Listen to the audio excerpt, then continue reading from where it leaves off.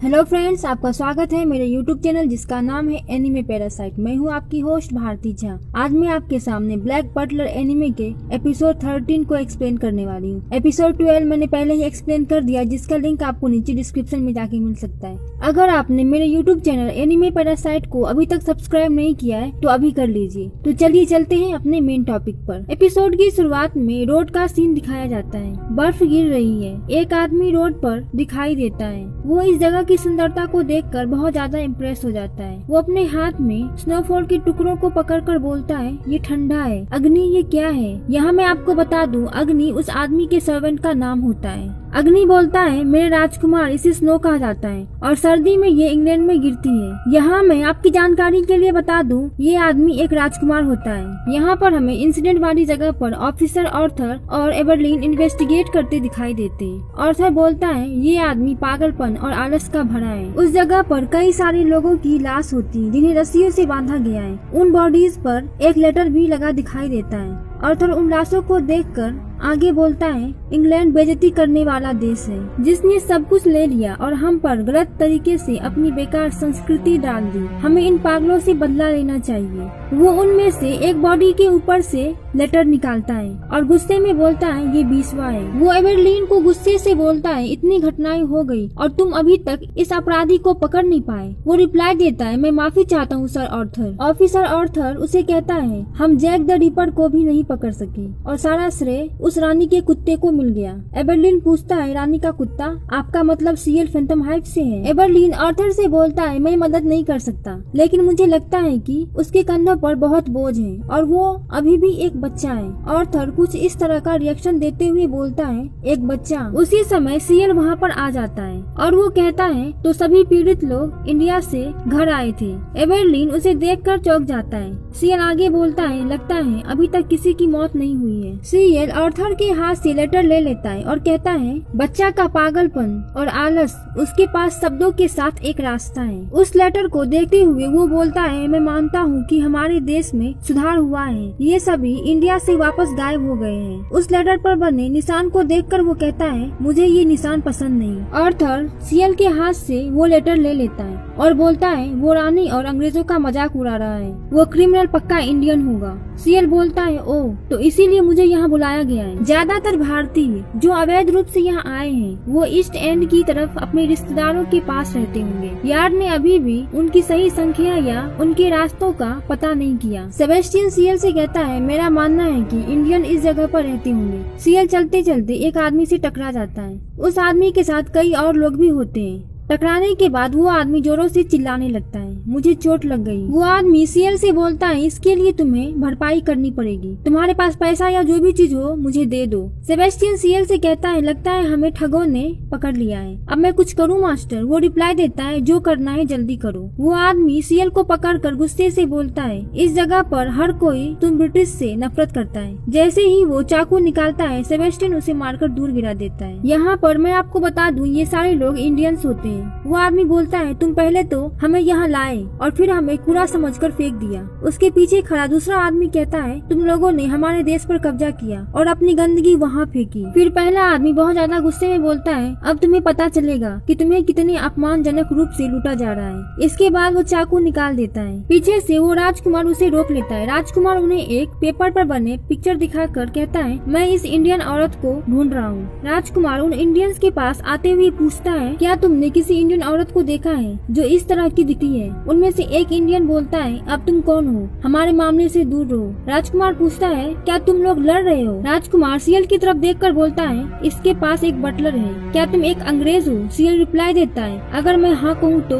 राजकुमार कहता है, फिर मैं अपने देशवासियों का सपोर्ट करूँगा। राजकुमार अपने सर्वेंट अग्नि को आदेश देता है, इन्हें मारो। अग्नि अपने हाथ से पट्टी निकालते हुए बोलता है, मैं अपने मास्टर के लिए अपने सबसे खास हथियार, अपने पवित्र हाथ का इस्तेमाल करूंगा। अग्नि सेबेस्टियन और सीएल पर हमला कर देता है। सीएल उन्हें बताता है, हम तो बस इस गली से गुजर रहे थे, क्या ये इंडियंस सब अंग्रेजों पर हमला करेंगे जो भी इस रास्ते से गुजरेगा? सीएल की बात सुनकर राजकुमार चौंक जाता है। वो उन इंडियंस से पूछता है, क्या तुम लोगों ने पहले हमला किया था इस लड़के पर? वो बोलता है, ये अच्छी बात नहीं है, इस बार मेरे नागरिक गलत निकले हैं। वो कहता है, अग्नि, अब हम इस लड़के के साथ हैं। वो रिप्लाई देता है, मैं समझ गया। अग्नि सभी इंडियंस को एक ही बार में जमीन पर पर गिरा देता है और वो कहता है मैंने काम खत्म कर दिया प्रिंस सोमा। यहाँ पर हमें पता चलता है इस इंडियन राजकुमार का नाम सोमा है। प्रिंस सोमा सीएल की टोपी जमीन से उठाकर उसकी तरफ फेंकता है और कहता है ठीक है, फिर मैं किसी की तलाश करने जा रहा हूँ।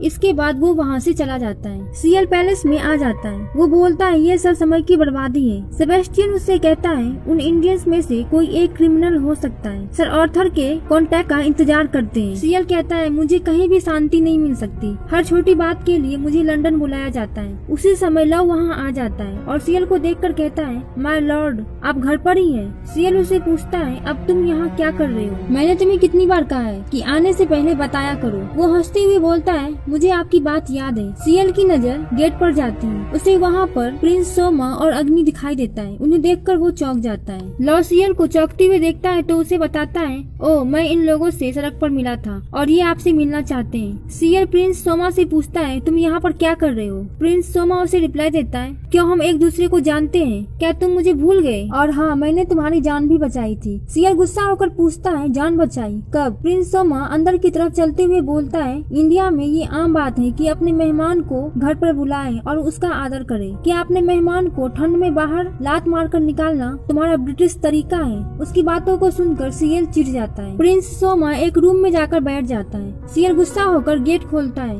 मैं आपको बता दूं सीएल गुस्सा इसीलिए होता है क्योंकि प्रिंस सोमा जबरदस्ती वहाँ पर आ गया है। सीएल उससे पूछता है वैसे तुम हो कौन? राजकुमार मुस्कुराते हुए बोलता है मैं एक राजकुमार हूँ। अग्नि सीएल को बताता है ये बंगाल के राजा के 26वें बेटे हैं। इनका पूरा नाम राजकुमार सोमा असमन कादर है। प्रिंस सोमा कहता है मुझे अपने घर पर मेहमान रखने के लिए धन्यवाद। सारे सर्वेंट राजकुमार को देखकर खुश हो जाते हैं। सीएल सेबेस्टियन से बोलता है तुम इन्हें अपनी नजरों से दूर मत होने देना। वो यस माय लॉर्ड बोलता है। राजकुमार सोमा देवी काली की पूजा करता है। सीएल उन्हें ऐसा करते देखकर बोलता है अब ये क्या कर रहे हैं? लव वहीं पर खड़ा होता है। वो रिप्लाई देता है वो ईश्वर की प्रार्थना कर रहे हैं, ये एक असली मूर्ति है। सेबेस्टियन उस मूर्ति को देखकर बोलता है मुझे ये किसी औरत की मूर्ति लगती है, काटे हुए सिर हाथ में है और उनके सिर की माला पहनी हुई है और पागलों की तरह एक आदमी के ऊपर नाच रही है। अग्नि उसे बताता है ये काली माता है, हमारे हिंदू धर्म की देवी। सीएल पूछता है एक इंडियन देवी? अग्नि उन्हें आगे बताता है काली माता भगवान शिव की पत्नी है और ताकत की देवी है।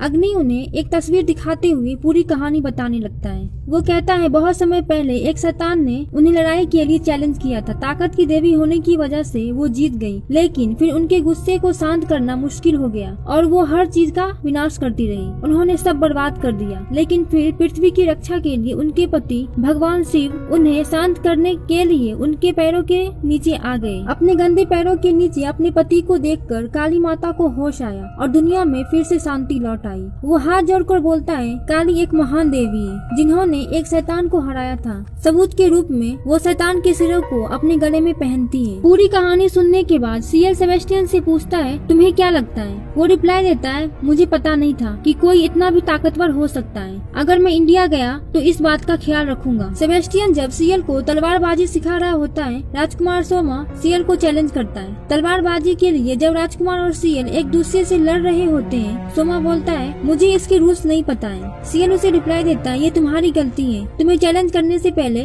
रूल्स को समझना चाहिए था। अब हारने के लिए तैयार हो जाओ। सीएल के द्वारा अपने राजकुमार को चोट लगते देख अग्नि उन्हें बचाने बीच में आ जाता है और गलती से सीएल को चोट पहुंचा देता है। वो सीएल से कहता है मुझे माफ कर दो, अपने राजकुमार को चोट लगते देख मैं खुद को रोक नहीं पाया, मैं तुम्हें चोट पहुंचाना नहीं चाहता था। राजकुमार खुश होकर बोलता है तुमने अच्छा काम किया, अपने मास्टर की जान बचाकर। अग्नि उसी समय वहाँ पर लव आ जाता है। वो कहता है सेबेस्टियन मुझे लगता है तुम्हें अपने मास्टर का बदला लेना चाहिए। इतना बोलकर वो सेबेस्टियन के हाथों में तलवार पकड़ा देता है। सेबेस्टियन बोलता है मैं शांत नहीं बैठ सकता जब कोई मेरे मास्टर को चोट पहुंचाए। राजकुमार सोमा बोलता है अच्छा मैं तुम दोनों को लड़ने का मौका देता हूँ। इसके बाद सेबेस्टियन और अग्नि के बीच तलवारबाजी शुरू हो जाती है। उन दोनों की बेहतरीन तलवारबाजी को देखकर सभी चौंक जाते हैं। सेबेस्टियन बोलता है मैं शांत नहीं बैठ सकता जब कोई मेरे मास्टर को चोट पहुंचाए। राजकुमार सोमा बोलता है अच्छा मैं तुम दोनों को लड़ने का मौका देता हूँ। इसके बाद सेबेस्टियन और अग्नि के बीच तलवारबाजी शुरू हो जाती है। उन दोनों की बेहतरीन तलवारबाजी को देखकर वो सभी चौंक जाते हैं। तलवारबाजी के बीच उन दोनों की तलवार टूट जाती है। लॉ बोलता है मैच ड्रॉ हो गया। राजकुमार सोमा कहता है तुम्हारा बटलर काफी अच्छा है सीएल। सीएल बहुत ज्यादा आश्चर्यचकित होकर बोलता है ड्रॉ, वो भी सेबेस्टियन से, वो एक शैतान से बराबरी से लड़ा। सीएल सेबेस्टियन के करीब जाकर पूछता है सेबेस्टियन ये अग्नि है कौन? अब ये मत कहना कि ये दूसरा। यहाँ मैं आपको बता दूं सीएल का मतलब है कहीं ये ग्रेल तो नहीं है, क्योंकि ग्रेल ने कहा था मैं जैसी दिखती हूँ उससे कहीं ज्यादा खतरनाक बटलर हूँ। सेबेस्टियन उसे बताता है नहीं ये एक इंसान ही है। वो रिप्लाई देता है मैं समझ गया, लेकिन इसके पास इतनी शक्ति कैसे है? तो वो कहता है हाँ वो किसी को भी आसानी से हरा सकता है। सेबेस्टियन किचन में काम कर रहा होता है। अग्नि वहाँ पर आता है और कहता है सेबेस्टियन मैं सोच रहा हूँ मैं भी कोई मदद कर सकता हूँ क्या? सेबेस्टियन रिप्लाई देता है तुम सिर्फ आराम करो और मजे लो। अग्नि बोलता है दो लोग एक से ज्यादा जल्दी काम कर सकते हैं, प्लीज तुम मुझे कोई भी काम बता सकते हो। सेबेस्टियन मुस्कुराते हुए बोलता है तो क्या तुम कॉटेज बना सकते हो और कुछ गूसबेरी सॉस रात के लिए? वो रिप्लाई देता है हाँ जरूर। इसके बाद सेबेस्टियन वहाँ से चला जाता है। जाते जाते वो पीछे से अग्नि को कुछ इस तरह का लुक देता है। सेबेस्टियन उसे इसीलिए इस तरह से देखता है क्योंकि जो चीजें वो उसे बनाने के लिए बोलता है वो सारी चीजें इंग्लिश थी।